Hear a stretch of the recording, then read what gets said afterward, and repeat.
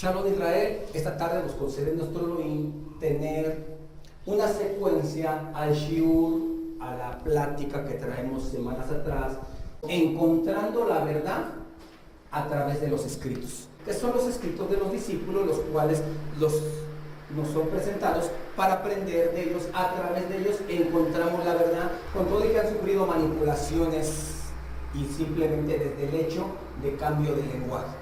Han pasado por 5 o 6 lenguajes y después, simplemente llegando a este país, tenemos cuantiosas traducciones según dígase la religión.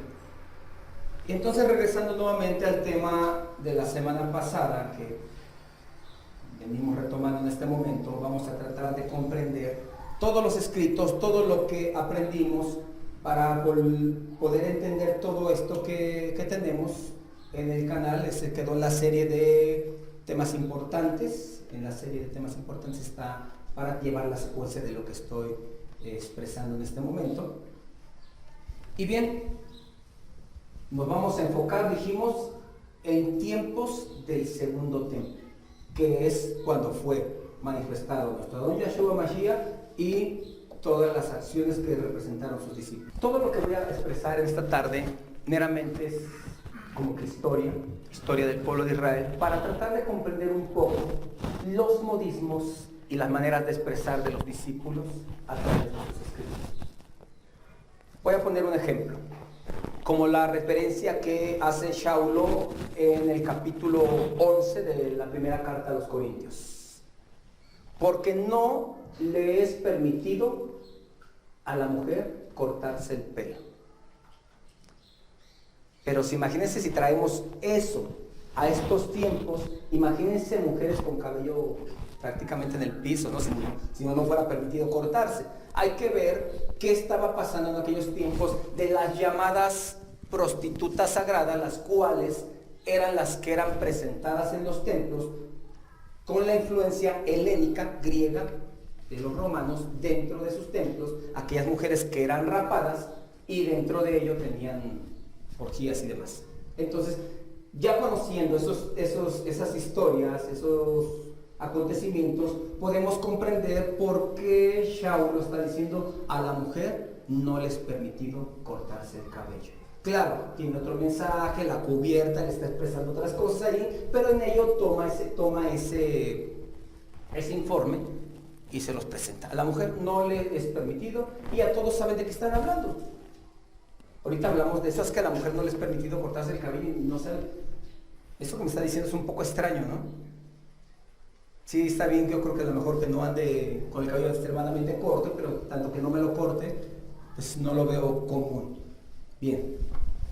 Entonces, a través de todo esto vamos a comprender las palabras expresadas por nuestro Adón Yahshua Mashiach y las enseñanzas de Shaulo de Tarso, principalmente carta a los Romillín, carta a los Galatiyín. Vamos a entender gran parte de lo que trata de expresar en aquellos tiempos, ¿sí? Existió en aquellos tiempos, años antes de Mashiach, ya estando el segundo templo en pie, pero no concluido, no terminado en una totalidad, ya estando el templo, existió en aquellos tiempos Alejandro Magno, o Alejandro el Grande, el cual tuvo completamente una influencia no solamente sobre Grecia, sobre Roma, sobre Jerusalén, o en aquellos tiempos más nombrado como Yahudá, sino sobre todas las naciones. Alejandro el Grande por eso alcanzó ese nombre, por haber extendido su imperio sobre todas las naciones. Y uno de sus propósitos de Alejandro el Grande era que todas las naciones tuvieran la lengua griega, que todas las naciones tuvieran la misma cultura que ellos. Fue tan grande su propósito que así lo transmitió a sus súbditos. 4 de ellos, los cuales le tomaron a la tarea de llevar a cabo aquel sueño de Alejandro el Grande. Alejandro el Grande murió muy joven, entonces no llegó a cumplir su meta, pero sí transmitió a sus súbditos esa idea. Y ellos se dieron a la tarea de llevar a cabo en 4 dinastías el que el reinado fuese esparcido en todas las naciones, una misma cultura tuvieran todas las naciones. Todo el territorio de Israel fue perjudicado por los griegos en todo ese tiempo, por la razón que les transmitieron su cultura, instruyeron su forma de ser. Para ello establecieron gimnasios, realmente lo que se conoce hoy día como los Juegos Olímpicos, o la manera, no estoy diciendo que sea malo el ejercicio. Saulo de Tarso, en una de sus enseñanzas, dice: el ejercicio corporal de poco es provechoso. Vamos a comprender por qué está hablando de eso. ¿Por qué está hablando? ¿Qué tiene que ver si estamos hablando de cosas espirituales? ¿Qué tiene que estarnos hablando de ejercicio? Porque eso era una enseñanza transmitida, una enseñanza helénica, griega, transmitida a las naciones. Que todas las naciones, una de las cosas que tenían, incluso si vemos biografías y otras más cosas que acerca de la historia griega, la mayoría de las personas, ¿cómo es que salen? ¿Cómo encontramos esculturas? Los encontramos desnudos. Eran muy dados a presumir su cuerpo. Para ello los gimnasios, para mostrar esculturas de cuerpo. Esa es una esencia helénica griega. Transmitir un cuerpo, enseñar el cuerpo y un cuerpo formado. Vemos la mayoría de sus cuerpos desnudos, o una toalla media cubriéndoles como una sábana. Es una enseñanza helénica griega, la cual a no muy pocos judíos les desagradó, la cual ellos también participaron en su filosofía, lo que es el teatro, la ciencia, tomaron todo lo que es su literatura, sus enseñanzas, y se enfocaron mucho en ello. A muchos de los judíos les agradó. Es a lo que se conoce como judíos helénicos, que se adaptaron a sus enseñanzas de ellos. Y de ahí podemos ver los mensajes, y vamos a comprender entonces como cuando habla en los Gálatas acerca de la circuncisión, Saulo no se circuncide, dice, y el otro dice: si está circuncidado, quédese así. ¿Qué era lo que pasaba? Ellos venían a los gimnasios y practicaban peleas entre ellos con ropas escasas, pero aún dentro de ello pues había rencillas con el tiempo y llegaban a introducir armas, es decir, cuchillos, y se llegaban a matar, pero los llevaban ocultos. ¿Qué fue la normativa que puso?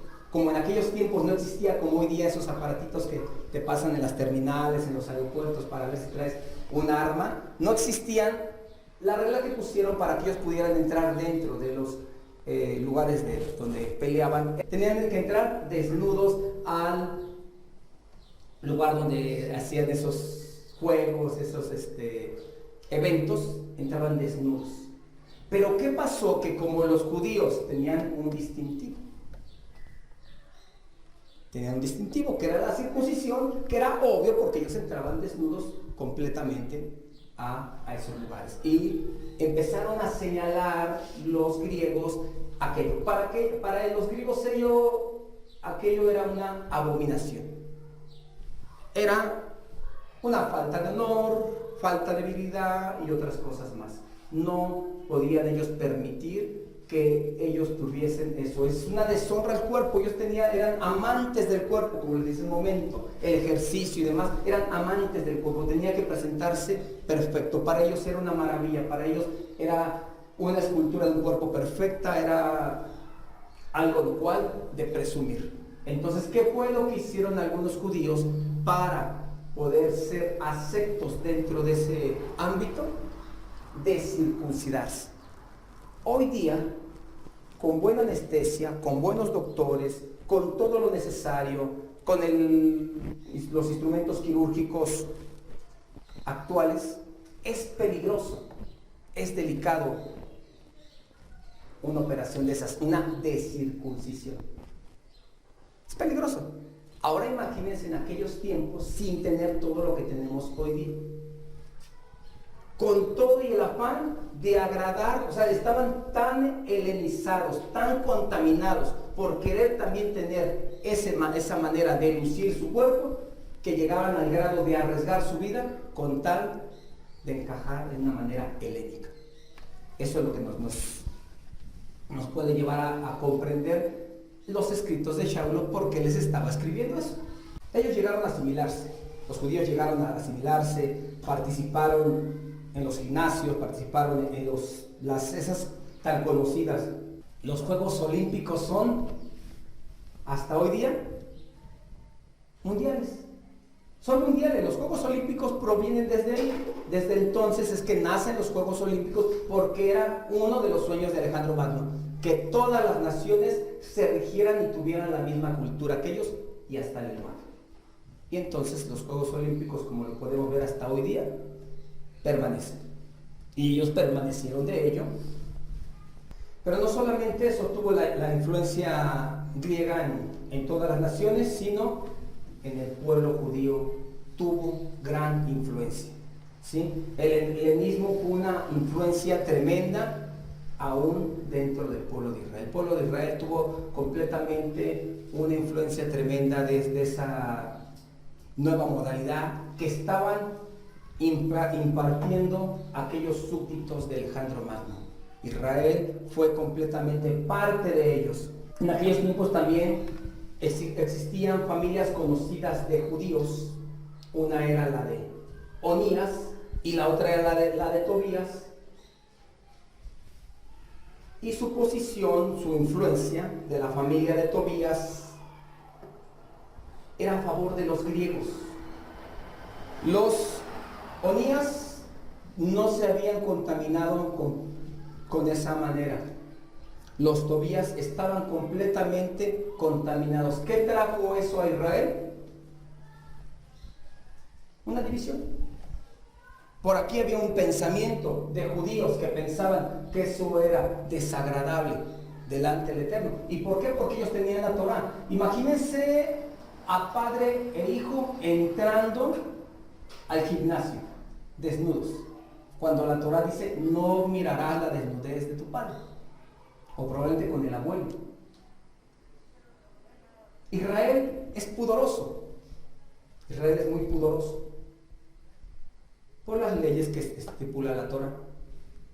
Pero entonces algunos sí llegaron a comprender, un grupo muy pequeño que eran los Onías, pero ellos estaban contrarios a helenizarse.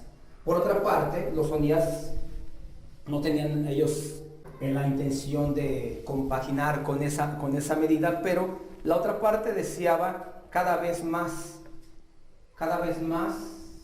involucrarse a ello. Y porque también obtenían favor de ellos y también eran agradables, tenían ciertas distinciones aquellos los cuales, y eso lo podemos ver en cualquier lado. Lleguen ustedes a un poblado nuevo y lleguen con ideas diferentes. Es más, no vamos muy lejos nosotros. Si queremos nosotros empatar con otra cultura, no encajamos ahí. Cuando tú empiezas a implantar el Shabbat y esto y el otro, no encajas ahí. Ahora, en aquellos tiempos, cuando tenía el imperio, aquí al menos estamos en un país laico, que donde tú tomas tu decisión, pero en aquellos tiempos, cuando querían implantar una reforma nueva, querían implantar que hubiese un mismo pensamiento, no era de esa manera. Gran parte de judíos se helenizaron y estaban con esa manera, llegaron a asimilarse, fueron de gran influencia en aquellos tiempos. Judíos eran opositores entre sí mismos, porque había dos pensamientos. Y recuerden que cuando hay dos pensamientos dentro del pueblo, no pueden caminar, no pueden seguir adelante. Y en este caso, ¿qué es lo que va a pasar? No es de que ellos iban caminando y se quedaban ahí. Israel no puede crecer, Israel no puede avanzar, Israel no se puede establecer como pueblo. Incluso hasta hoy día. Israel no se puede establecer como pueblo por tantas ramas judaicas y tantos pensamientos y tantas contrariedades y similitudes. Con todas las ideologías que se trajo el rabinismo ortodoxo, hasídico, y que nace en el 1700, y tantas ideologías que trajeron de Babel, y ya traerlas a estos días, o a tiempos de Esdras, a tiempos de Nehemías, era completamente un judaísmo completamente diferente al cual marca la Torá. En aquellos tiempos, estaban dos. Eran los judíos, los helénicos y los perushim, que son los separados, los que se separan. Así se nombran. Los perushim eran los conocidos como, a nosotros nos son conocidos como los fariseos. Lo que conocemos nosotros como fariseos, que nosotros teníamos una mala manera de pensar de los fariseos, pero vamos a comprender un poco quién eran los fariseos. Y es que en realidad nuestro don Yahshua no tenía algo en contra acerca de los fariseos, sino acerca de la influencia, como había dos bandos dentro de... ¿Qué era lo que estaba pasando? En aquellos tiempos se tenía por comprar la keuná, el sacerdocio, incluso el reinado. Para poder ser rey de Yehudá no necesitaban, siempre tenía que ser, apenas que vimos acerca del Mashiach, ¿qué requisitos tiene un rey? ¿Qué tiene que tener un rey? Ser varón. No había de otra. Pero resultaba que en los tiempos de Alejandro el Grande, incluso más adelante voy a llegar a hablar de Herodes, que Herodes no era judío y era rey, y él era rey y no era judío. Hacia ese grado estaba corrompido completamente el reinado, la keuná en aquellos tiempos. Entonces los perushim, los fariseos, los separados, tuvieron parte. Eso que yo le estoy hablando, le estoy hablando 300, 400 años antes de Mashiach. Pero esos perushim tuvieron parte en la vida de Mashiach. No es que vivieron tanto tiempo, sino que eso se fue llevando por generaciones a los tiempos de Saulo de Tarso, a los tiempos de los discípulos del Mesías. Dicho movimiento llegó hasta esos días, y dicho movimiento también de los helenistas llegaron a esos días, y por eso esas contrariedades, por eso el porqué. Llegó al grado que el reinado que había en los tiempos de Mashiach, en los tiempos de Herodes, que no permitía que los días de la fiesta trajesen los animales, sino que tenían que comprarlo. ¿Recuerdan el evento de las mesas, volcar, los cambistas, que en el... ¿Por qué hizo eso Mashiach? Los helenistas ya habían tomado el templo para negociar, para hacer mercadería. Y todos a veces señalamos a los fariseos. Los fariseos son los que están haciendo, sino que eran los helenistas los cuales ya habían tomado el control. Y Herodes en aquellos tiempos, queriendo compaginar con los griegos, pero también con los judíos, pues les dejo hacer las festividades, los dejo tener el templo, pero también tienen que alinearse, porque yo aquí de este lado tengo otro partido. Antes de Mashiach, es decir, los 168, entre el 168 y 163, nace una revuelta que nace de entre los perushim, se hacen 7 ramas, entre ellas con los conocidos Maccabí, los macabeos, que hacen la revuelta, pero no se levantan. Nosotros pensamos que se levantan exclusivamente con los griegos, pero los griegos a los que se están levantando son sus mismos hermanos que ya habían tomado el templo, que ya lo habían paganizado, que ya habían tirado los altares, que ya habían deshecho el templo y habían establecido altares a los griegos. Ahora, estos Maccabí hacen la revuelta, ganan la batalla. Incluso le podemos encontrar lógica. Imagínense el pueblo pequeño, oprimido por los griegos, se podría haber levantado contra los griegos y haber ganado. Bueno, sí lo podemos ver, la mano del Eterno muchas veces les favoreció, pero bueno, en esta ocasión se levantan contra sus propios hermanos helénicos para derrotarlos, que ahí es donde nace la famosa fiesta de Hanukkah por el aceite, y conocemos esa historia. Posterior a ello, los griegos empezaron a ser mal vistos. Los pocos griegos que quedaron ahí, pero cuando me refiero a los griegos me estoy refiriendo a judíos griegos, empezaron a ser mal vistos. Pero esto no les duró mucho. Esto no les duró mucho, porque con todo y que los Maccabí querían, le llaman lo que se conoce, la traducción de Hanukkah, podría ser la reconmemoración o rededicación. Eso significa Hanukkah. Por mucho que los Maccabí quisieron rededicar el templo, el altar, sus otros hermanos seguían con una mentalidad griega, helénica. Y eso no les permitió avanzar. Eso no permitió a Israel que llegase a establecerse como pueblo, porque estaba dividido. Había dos pensamientos. Gran parte de los judíos se llegó a ser griego. ¿Recuerdan el pasaje del capítulo 6 de Maaser, que es Hechos capítulo 6:1, que fueron criticados los hebreos, dice ahí en ese pasaje, fueron criticados por los griegos porque descuidaban a las viudas? ¿Sí recuerdan? ¿Qué les va a importar meramente a los griegos? Si lo que ellos querían era exterminar a los judíos, ¿qué les va a importar a los griegos si atienden bien a sus viudas o no las atienden bien? Fueron criticados por los griegos, por los judíos griegos, los judíos helénicos, porque siempre había disputas entre ellos. Ustedes no atienden bien a sus viudas, bueno, vamos a asignar varones que se atiendan, encargados para servir a las mesas, para proveer lo económico para que las mesas de las viudas reciban. Hasta esos tiempos seguía y continuaba la disputa entre mismo pueblo peleando entre sí. Los famosos griegos eran judíos mismos. Entonces existían esas discrepancias desde aquellos tiempos. Se llegaron a hacer 7 escuelas diferentes de los mismos. Si ya había la disputa entre fariseos y los helénicos, de los mismos fariseos se hacen 7 ramas más, y hubo también completamente una caída más, porque no está de acuerdo Israel, porque toma mala traducción de la escritura, porque si Israel se pusiera en un conjunto tendría una misma traducción, pero como es contaminado Israel por la mentalidad a cual se propuso un día un hombre de que todas las naciones tuvieran, viene a tener otro tipo de traducciones.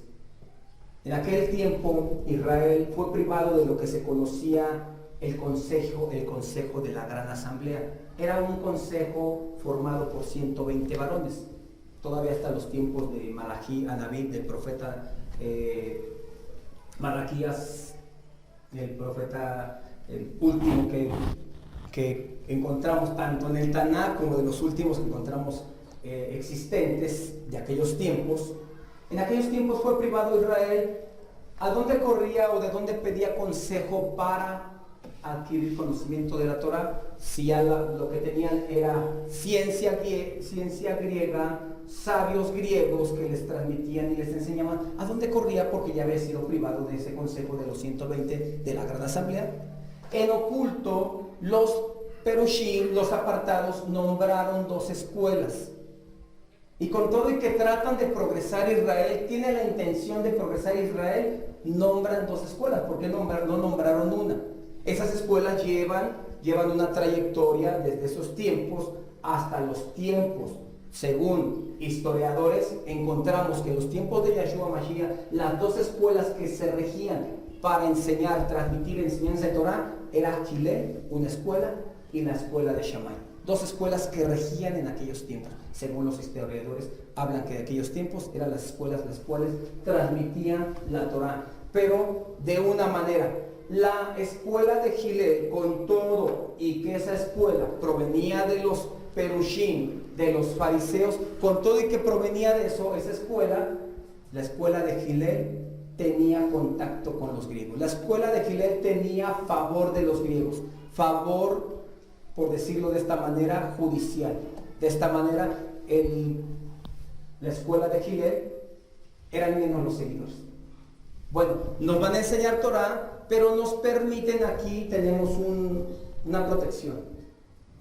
Aquí vamos a estudiar Torah, pero no tenemos protección, entonces mejor nos pasamos para acá. Quiero pensar que la escuela de Hillel era mayor la escuela de Shammai por la conveniencia que tenía. Y a veces puede ser mayor hoy día las congregaciones por dicha conveniencia, por dicha liviandad. Era la única forma que tenía Israel, la única forma que encontraba Israel de adquirir Torah, por medio de esas 2 escuelas. En el libro de los Hechos encontramos en el capítulo 1 que cuando bajaron de aquel aposento alto, camino de un día de reposo, ¿dónde encontramos en la Torah o en el Tanakh cuánto está permitido caminar en Shabbat? En ninguna parte de la Torah encontramos cuánto se puede caminar, más bien si está permitido caminar en día de reposo. Bueno, dice que ponían límites, No, había límites acerca de, vamos, como las ciudades de refugio, pero en cuestión de caminar en Shabbat, incluso la primera vez que encontramos ya el Shabbat establecido completamente, antes de llegar a las 10 sentencias, es en el capítulo 16 de Shemot. ¿Y qué instrucción les dio ahí? Ninguno se mueva de su lugar, ninguno salga de aquí. O sea, no era permitido salir en día de Shabbat. No hay un límite, no encontramos en la Torah, en Shabbat puedes caminar tanto, o en Shabbat, o sea, no encontramos una misma que nos diga que en Shabbat qué podemos hacer, porque como es día de reposo, precisamente por eso no existe dicha misma. Nadie, oye, en Shabbat, ¿qué tanto puedo esforzarme a caminar? No te estoy diciendo que Shabbat, o sea, no podría existir. Pero en aquellos tiempos, como era muy riguroso, como hoy día, que todo aquí este poblado fuera Israel, existieran sinagogas cada colonia. Pero como no es así, hay que tomar el carro, hay que caminar. ¿Qué tan permitido es? Bueno, pues que tu sinagoga no te quede a una media hora máximo, no vas a viajar 3-4 horas para irte a tu sinagoga, a tu Keilah, a tu lugar de reunión. O sea, empezamos a poner nosotros los mismos límites de una manera conveniente, dadas las circunstancias que tienes hoy día. Dadas las circunstancias que tenían ellos en día, ¿qué decía Gilel? Gilel decía que tú podías caminar 1000 metros alrededor de lo que era Israel. Shammai decía que podías caminar 1000 metros de tu casa a la sinagoga. Es decir, incluso si la parte de tu casa estaba pegado a lo que es la parte sur de Israel, y tu sinagoga o tu lugar de reunión estaba hasta la parte norte, tenías que recorrer todo Israel. Claro, en un punto pequeño de Israel, no lo que es todo Israel, desde Dan hasta Beersheba no era de esa magnitud. ¿Cuánto iba a caminar? Pero según la escuela, y que era constantemente. Encontraban a una persona caminando en un día de Shabbat, los encontraban los de Shammai, no te lícito esto. Los encontraban los de Gilel, está bien. No ha salido de Israel, está dentro de Israel. Shabbat es todo Israel, no pasa nada. Pero Shammai decía otra cosa porque tenía influencia griega. Shammai, con todo y que era una escuela para enseñar Torah, tenía una manera rigurosa. Recordemos que la Torah es alegría, la Torah es deleite, la Torah es descanso. La Torah no es una carga, la Torah no es algo que te va a traer a ti una carga pesada, sino te va a traer estar ligero, estar cómodo, estar a gusto. En cuestión de que esos mandamientos para ti te son gratos, te son agradables, no te van a venir a causar una carga pesada. Sí, bueno, ya viéndolo de esa manera, pero imagínate que tú tienes la Torah y tienes el deleite de ella, pero vamos a ponerlo ahorita, ¿no? Que se impusiera una ley, ¿no? El Eterno no permita algo así, ¿no? Que si alguien pretende seguir un credo como el que tenemos, solamente a las orillas de la ciudad. Si vives a las orillas, pues qué bien por ti, pero aquel que vive hasta el otro extremo o en medio de la ciudad, qué complicado. Es complicado cuando Israel está fuera de su territorio. Todo eso lo cual les acabo de transmitir. En aquellos tiempos había un edicto, el cual era que todos los nacidos en Israel, porque ya Israel era considerado como parte de Roma en los tiempos de Mashiach. Ya Israel era considerado parte, es decir, Yehudá no era Israel, sino era una provincia romana. Pero con todo y que era una provincia romana, tal edicto no consideró a Yehudá, porque Yehudá estaba el núcleo de los que eran o querían permanecer siendo Israel. Y a ese núcleo no se le permitió tal edicto. Tal edicto fue que todo aquel que naciera en, dígase, cualquier parte de Israel fuera de esa ciudad, nacía automáticamente, era romano. ¿Recuerdan Filipillín 3:5, donde Shaulo hasta cierto punto da como que su repertorio? Si alguien tiene de qué gloriarse, yo más. fariseo de fariseos, nótense, fariseo de fariseos, ya sabemos de qué escuela venía, de la tribu de Efraín. En cuanto a la hebreo de hebreos, o sea, él da bastantes rasgos que es israelita. Pero en Hechos capítulo 22, versículo 25, cuando lo amarran a él y dice que justamente que ya lo iban a tener detenido, dice: soy ciudadano romano. Aquel que lo toma va y dice al que está en cargo arriba de él y le platica. Viene rápidamente, dice: mira, yo la verdad adquirí la ciudadanía por precio. Saulo dice: yo la tengo por nacimiento. Es decir, Saulo era de Tarso, con todo y que pertenecía a Israel, por haber nacido él, automáticamente tomó la ciudadanía de romano. Entonces podemos comprender la carta a los romanos. O sea, hay que trasladarse a aquellos tiempos para comprender todas las palabras y los modismos, y entonces vamos a entender claramente de qué nos está hablando Galatillín, de qué nos está hablando Romillín y otras tantas. Así nos concede el Eterno poder encontrar la verdad a través de los escritos, y mayormente que eso, a través de su consejo y dirección, Beshem Yahshua HaMashiach. Amén.